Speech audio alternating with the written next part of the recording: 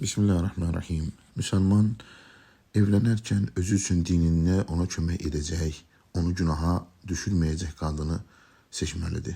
Və bu ibrətli hekayə və hikmətli qissə də bunun ən böyük dəlillərindəndir. Tabinlərin imamlarından sayılan Həsən Basri, Allah ona rəhmət eləsin, buyurur ki, bir dəfə Məkkədə olarkən mən paltar satan tacirin yanında dayanaraq ondan köynək almaq istədim. Taciri öz malını tərifləyərək çoxlu and içməyə başladı. Fikrimi dəyişərək öz-özümə dedim, belə adamdan heç nə almaq lazım deyil və paltarı başqasından aldım.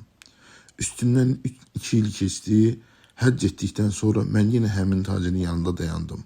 Lakin bu dəfə o öz malını nə tərifləyirdi, nə də çoxland içirdi. Tacirdən soruşdum, bir neçə il bundan əvvəl yanında dayandığım kəs sən deyilsənmi? O dedi, bəli. Ondan soruşdum, sənin belə dəyişməyinə səbəb olan şey nədir? Görürəm ki, malını tərifləmirsən, ant da içmirsən.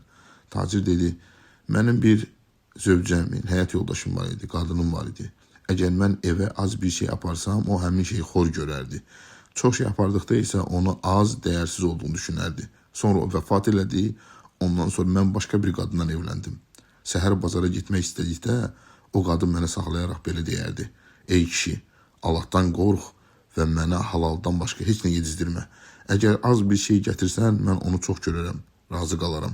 Əgər heç bir şey gətirməsən, paltar toxumağımla sənə kömək eləyərəm. Bu ibrətli qissə onu göstərir ki, qadın kişini günaha da sala bilər və onu xeyir əməllərə də təşviq eləyə bilər.